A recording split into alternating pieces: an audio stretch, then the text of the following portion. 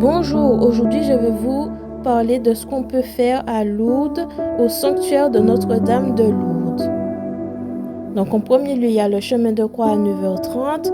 Donc c'est une pente, ça monte, mais c'est très beau parce qu'il y a les illustrations en fait du chemin de croix, de ce que Jésus a vécu, et c'est très bien fait. Il y a un autre chemin de croix plus petit dans le sanctuaire derrière. Donc nous pouvons aussi prendre de l'eau et boire l'eau, puisque c'est ce que la Sainte Vierge a dit, de se laver et de boire l'eau à la sauce. Et il y a les piscines, donc je ne vais pas vous dire ce qu'on fait. Je ne pouvais pas trop filmer parce que c'est interdit, mais c'est important d'y aller. Donc il y a beaucoup de monde, donc il faut aller très tôt quand vous y allez. Vous pouvez également allumer un cierge pour votre famille, vos amis ou pour vous-même. Donc ça signifie, la lumière c'est Jésus, donc on se met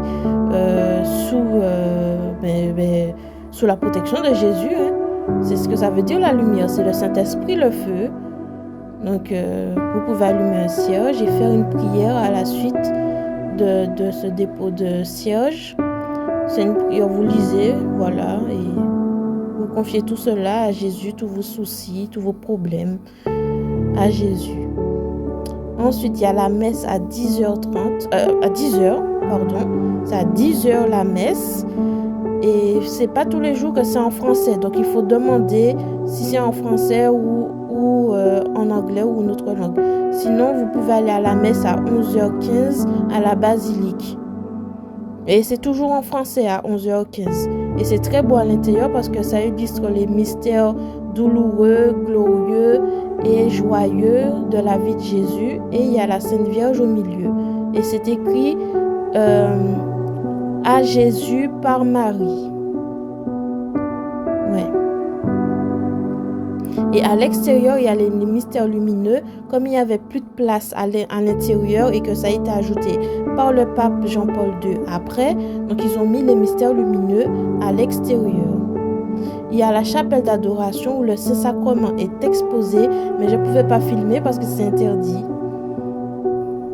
Et il y a le chemin de jubilé, Le chemin de jubilé à faire en groupe plutôt que seul. Vaut mieux le faire en groupe parce qu'il y a des explications, il y a des prières et c'est un parcours assez long. Donc, et aussi c'est très intéressant à la fin parce qu'on fait le geste de l'eau. Donc, vaut mieux le faire en groupe et c'est à 14h30. Mais toutes ces informations, vous pouvez les trouver dans le centre d'information, dans le sanctuaire.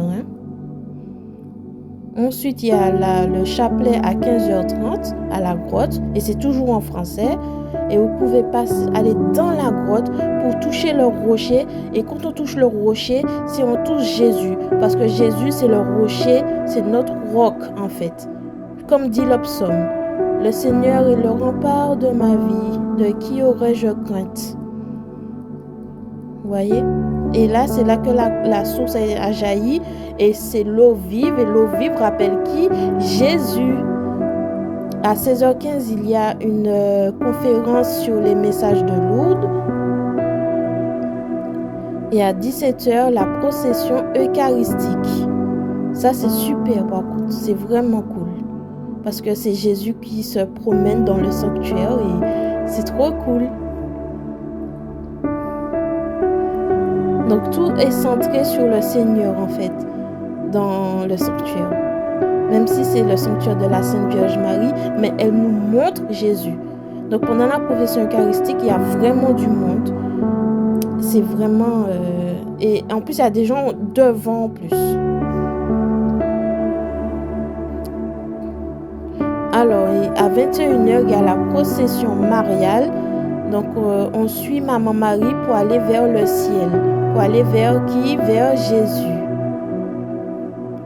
Et on a des cierges, des flambeaux, comme Sainte Bernadette en fait. Sainte Bernadette avait une petite lumière et ça arrivait jusqu'à ses mains et ça n'en a pas brûlé.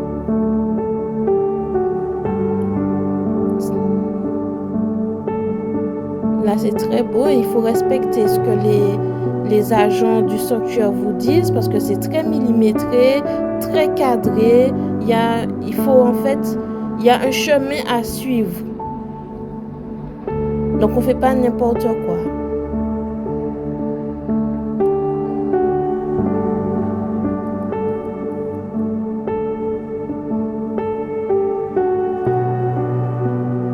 Donc, dans le sanctuaire, il y a une tenue correcte à respecter.